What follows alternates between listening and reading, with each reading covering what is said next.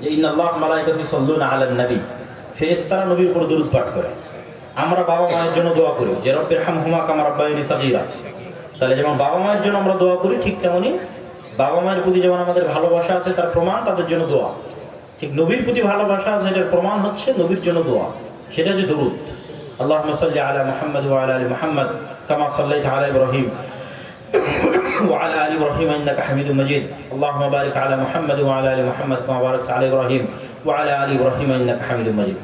এবং সব শেষে উনি যেটার প্রতি সবচেয়ে জোর দিয়েছেন যে মুহাম্মদ সাল্লাল্লাহু আলাইহি ওয়াসাল্লামের যে সুন্নাত, মুহাম্মদ সাল্লাল্লাহু আলাইহি ওয়াসাল্লামের প্রতি যে ভালোবাসা এবং মহাব্বত, এটা শুধু আমাদের ব্যক্তিগত, আমাদের পারিবারিক জীবনে সীমাবদ্ধ থাকলে হবে না, বরং এটা আমাদের রাষ্ট্রীয় জীবন পর্যন্ত প্রতিষ্ঠিত হতে হবে।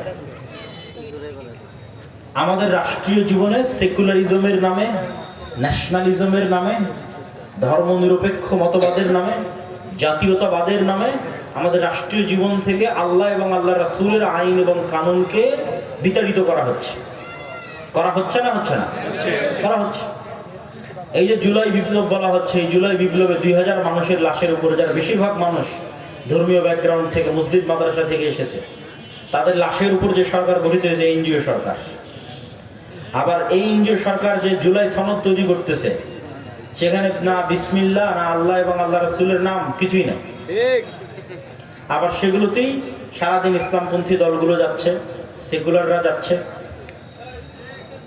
কিন্তু আমাদের রাষ্ট্রীয় ব্যবস্থায়, রাষ্ট্রীয় জীবনে আমরা যে দেশের 90% মুসলমান, সেটা ন্যূনতম কোনো প্রভাব নাই, সেটা ন্যূনতম কোনো আলামত নাই।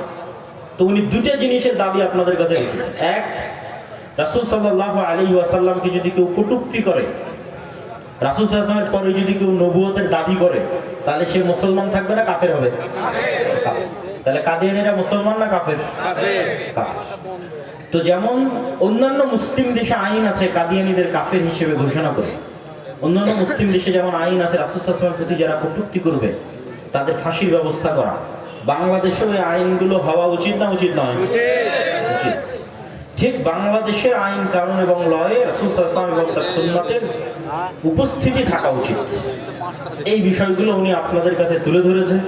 দায়িত্ব, আমাদের দায়িত্ব হচ্ছে এগুলো আমরা কিভাবে সামনের দিকে এগিয়ে নিয়ে যাব, কিভাবে বাস্তবায়নের জন্য চেষ্টা করব, নিজের ব্যক্তি জীবন, পরিবার জীবন, সমাজ জীবন এবং রাষ্ট্রীয় জীবনে রাসূল সাল্লাল্লাহু আলাইহি ওয়াসাল্লামের সম্মান, মর্যাদা, তার দ্বীন, তার নিজাম প্রতিষ্ঠিত করা, নিজেদের ব্যক্তি, পরিবার, সমাজ এবং রাষ্ট্রে এটির চেষ্টা করা। আল্লাহ সুবহানাহু ওয়া তাআলা আমাদের তৌফিক দান করুক। আল্লাহুম্মা আমিন।